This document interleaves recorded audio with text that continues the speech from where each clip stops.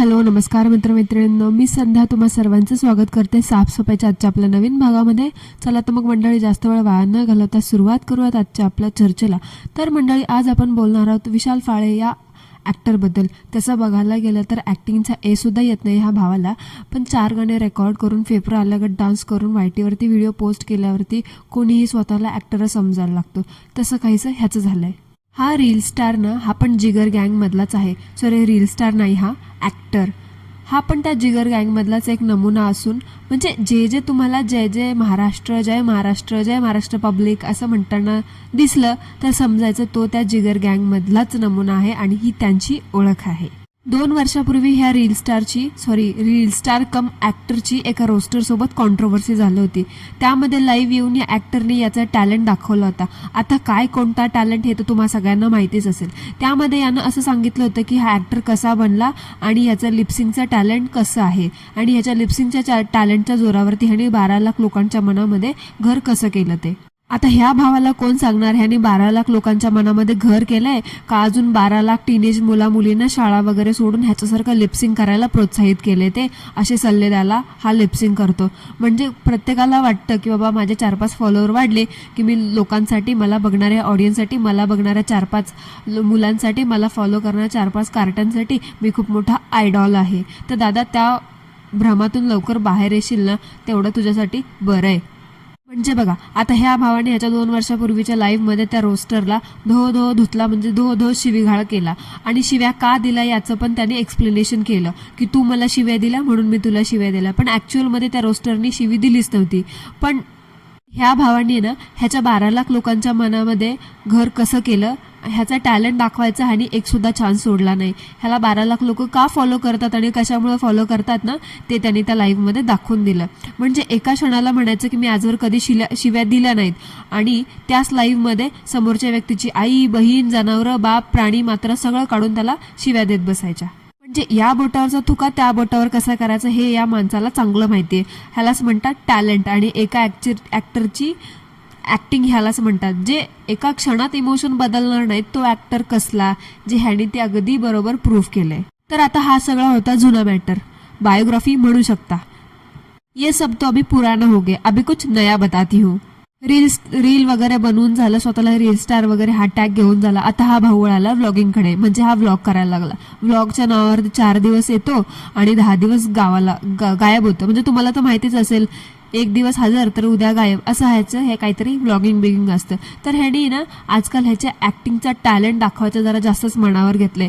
म्हणजे ते कसं आहे माहिती आहे का, ह्याचं कसं झालं, एकदा का तुम्हाला वाटलं की तुम्ही 4 लिपसिंगचे रील बनवत अर्धवट 1.5 फॉलोअर कमवलेत किंवा खरेदी केलं, तेव्हा तुमच्यातला ॲक्टिंगचा किडा आपोआप जागा होतो.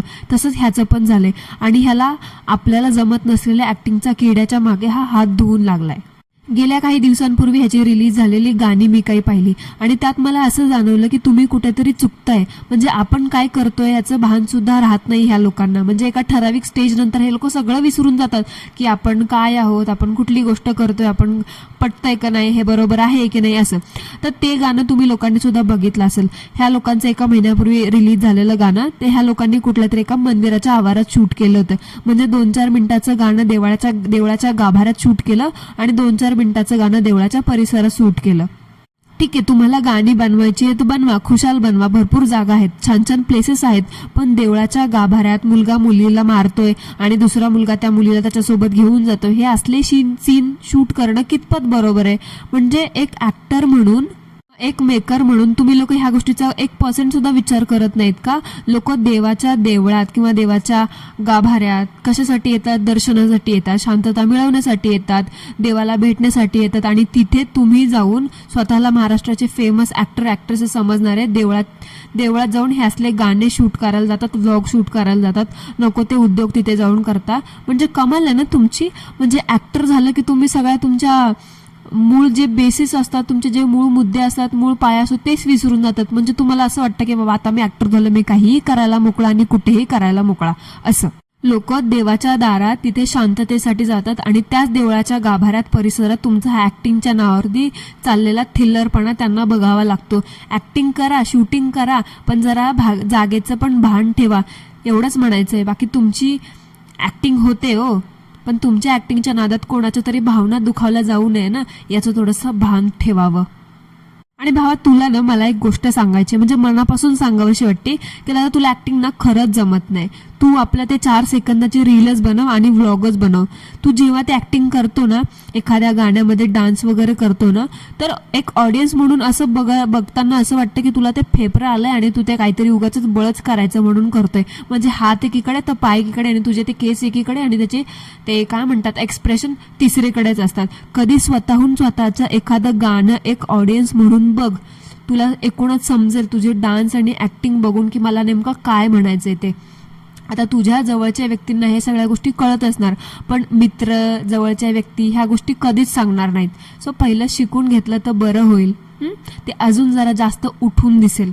आणि मला अजून एक जाणवलं की हा भाऊ ना एका लय मोठा गैरसमजात जगतोय.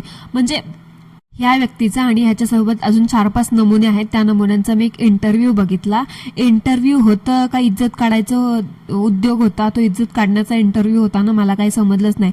म्हणजे प्रश्न उत्तरं होती का इज्जत काढण्याचं काय वेगळं प्रकार चालू होता तिचं काय माहिती. जी इंटरव्ह्यू घेणारी होती तिला पण माहिती ह्यांच्या तोंडातून बरोबर सत्य कसं बाहेर काढायचं, आणि तिने तेच केलं आणि हे बकरे जाल में फस गए. म्हणजे 4-5 थुकरट गाणी शूट केल्यानंतर कोणीही ऍक्टर होत नाही. आणि तू जी व्याख्या सांगतो ना की दोस्ती, यारी, मैत्री म्हणजे कोणी शिवी दिली की त्याला बेदम जाऊन मारणं, ह्याला दोस्ती, मैत्री, यारी असं म्हणत नाही दादा, त्याला गुंडागर्दी म्हणतात आणि टवाळकी करणं म्हणतात. कळालं का दादा? खूप तू त्या दिवशी डेंग्या हाकल्यास तुझ्या त्या इंटरव्ह्यूमध्ये की दोस्ती, यारी, मैत्री वगैरे वगैरे कसं असतं. तर खरंच तू आणि तुझे फेक फ्रेंड्सबद्दल बोललास ना, तर आधी ते काय असतं ना, मैत्री, यारी, दोस्ती, ह्या सगळ्या गोष्टीची व्याख्या तुला जाणून घेणं खूप गरजेचं आहे. तू जे करतोस का मैत्रीच्या नावावरती एखाद्याला शिवी दिली म्हणून जाऊन बेदम मारणं, दॅट इज कॉल गुंडागर्दी. ती मैत्री नाही. आणि असं तुला कोणी म्हणत असेल ना, तर खरी दोस्ती मारामारी करणं, शिवीगाळ करणं असेल तर भावा तू चुकीच्या संगतीत आहेस. जेवढ्या लवकरात लवकर त्या संगतीतून बाहेर पडशील तेवढं चांगलं आहे. आणि एक रिक्वेस्ट आहे, जरा थोडं गाण्यातून जरासा पुढे पडा. तेच रटाळ गाणे, तेच रटाळ डान्स, तोच रटाळ एक्सप्रेशन, तीच रटाळ हिरोईन आणि ते थुकरट सगळं म्युझिक सेम टू सेम. म्हणजे जरासुद्धा चेंज वाटत नाही. खरंच एखादं काहीतरी थोडंसं वेगळं करण्याचा प्रयत्न करा. तेच व्लॉगमध्येही तेच आणि गाण्यामध्येही तेच. बोर झालं एक ऑडियन्स म्हणून बघायला. सो आय होप तुम्हाला मला काय म्हणायचं ते समजलं असेल. सो मंडळी, दॅट्स इट फॉर टुडे. आजचा आपला हा पॉडकास्ट रोस्टिंग रिॲक्शन तुम्हाला कसं वाटलं हे मला नक्की सांगा. हे सगळं फक्त एक एंटरटेनमेंटसाठी होतं. कोणीही या गोष्टीला प्लीज मनावर घेऊ नये आणि हेट पसरवू नये. भेटूया लवकरच एका नवीन चर्चेसोबत आणि एका नवीन नमुन्यासोबत. आजचा पॉडकास्ट आवडला असेल तर कॉमेंटमध्ये मला नक्की सांगा. नसेल आवडला तरी सुद्धा कॉमेंटमध्ये मला नक्की सांगा. भेटूया लवकरच एका नवीन चर्चेसोबत. तोपर्यंत ॲज ऑलवेज सर्वांनी काय करायचं ते करा. Thank you so much. धन्यवाद.